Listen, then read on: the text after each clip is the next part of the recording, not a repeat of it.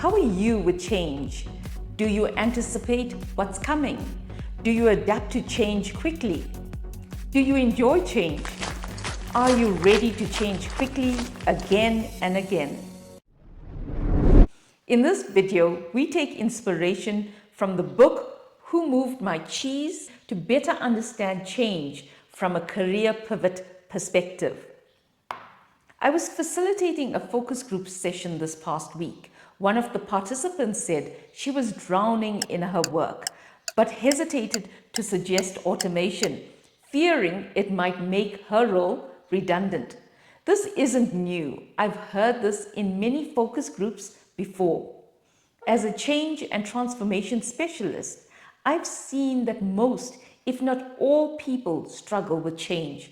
To be truthful, even as a change manager, I find it difficult when I'm personally confronted with change. We humans, we gravitate towards the known. And that's why so many professionals stay in jobs that no longer excite them. It's not because they lack ambition. It's because the familiar feels safe. But safety can quietly turn into stagnation. However, this world is changing so drastically. According to the World Economic Forum, 44% of workers' skills will be disrupted in the next 5 years. And McKinsey predicts that AI and automation could impact up to 30% of current work activities by 2030. That's why adapting now isn't optional, it's essential. That conversation in the focus group reminded me of something I'd revisited, a classic story that explains why we resist change in the first place. Coincidentally, I've been rereading Who Moved My Cheese? And in this book, cheese is a metaphor for what we want in life: a good job, new career, money, relationship, or something we want to possess. We're shown 4 characters: Sniff, Scurry, Hem and Haw, each reacting differently to change. Sniff and Scurry were ready when change hit, and immediately they went looking for new cheese. In our context, that cheese could be the career identity you've built over years, the title, the comfort, the predictability. When that cheese moves, it can feel like a loss of who you are. But it's really just an invitation to redefine what success means next. If you haven't already read this book, I highly recommend it. It's packed with powerful lessons and takes less than 1 hour to read cover to cover. As I read through it again, I couldn't help but think this isn't just about change in a maze. It's a mirror for us navigating our own careers. So what can this little book teach us about thriving through our own pivots? Here are some lessons from the book that will serve us on our career pivot journey. 1. Start changing now, especially as technology and AI evolve. For example, a change specialist like me may not be needed in 5 to 10 years unless I evolve my skills. I need to anticipate change, not be like him, with my head in the sand, hoping it won't happen. There's another line from the book that deepens this lesson. Smell the cheese often so you know when it's getting old. In career terms, that means checking in with yourself regularly. Are you still learning, still growing, still aligned with where the world is going? If not, that's your sign the cheese is moving, and it's time to start exploring new paths before the change forces your hand. 2. There will be naysayers like him who will try to stop you. They might be your spouse, your family, or close friends. And here's the thing, most of the time, they don't mean harm. Their resistance often comes from love, fear, or their own insecurities. When they say things like, "Are you sure?" or "Maybe wait until the timing is better," what they're really saying is, "I'm scared for you." But if you allow their fear to become your roadmap, you'll end up living their version of safety, not your version of growth. When you start pivoting, you'll notice 2 types of responses. The cautious protectors, the ones who want you to stay secure because it gives them comfort. Then the mirror holders, those who see your courage and feel confronted by their own inaction. Either way, You can't expect someone else to see your dream with your eyes, especially if they've never walked your path. Find your truth and follow it. It helps to communicate your why clearly and calmly.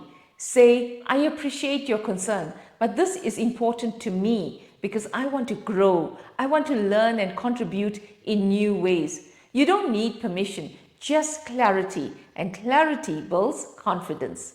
3. Fear in our minds is often greater than fear in reality.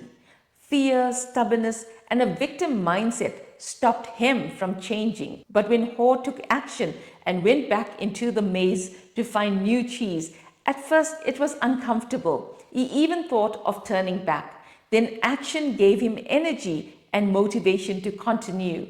If you're feeling uncomfortable with your pivot, that discomfort won't last. Action builds momentum. Old thinking can keep us trapped. Sometimes we need to leave that behind to move ahead. Here's another beautiful idea from the story. Imagine yourself enjoying new cheese before you find it. That's about creating a mental picture of where you want to go, not as daydreaming, but as direction setting. Visualization helps you see what's possible, but it only works when paired with motion. So ask yourself, what one small action can you take this week that aligns with that vision? Apply for that course, update your profile, reach out to someone in the new field. When thought and action meet, transformation happens. And here's something that often gets overlooked.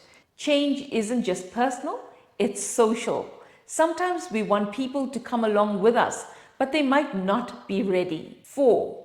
You may want the best for others, like Ho wanted for him. But sometimes you have to proceed alone. Your actions, not words, may inspire others to follow. There's a concept called the first follower. The hardest part of change is finding that first follower. But once that happens, others are inspired to join. And here's the truth. Not everyone will come with you right away. And that's okay. When you grow, you naturally create distance from the familiar. Some people need to see the proof of your progress before they believe it's possible for them too. That's not rejection, it's human nature. So instead of trying to convince people, focus on walking your path with consistency and grace. Over time, your quiet results will speak louder than explanations. When people see you happier, more fulfilled, or thriving in your new space, they'll become curious, and that curiosity often turns into inspiration. That's when true influence begins, not through preaching, but through presence. So are you a sniff, a scurry, hem ho ho? Because at the end of the day, whether you're a sniff, a scurry, hem ho ho, the maze is always changing. The question is, are you moving with it or staying behind? I've been thinking about this book as I reflect on the rapid changes AI and technology are bringing. Those of us pivoting careers now are learning to stack new skills to be ready for what's ahead, because change is definitely coming. We don't need to fear it, we just need to prepare for it. If this video resonated with you, give it a heart, like and subscribe, and share it with someone who might need to hear this.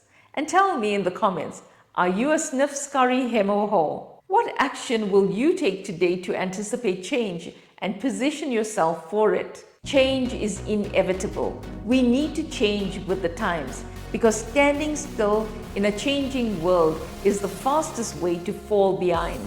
At the end of every maze, there's new cheese if you're willing to look for it. And remember, you matter.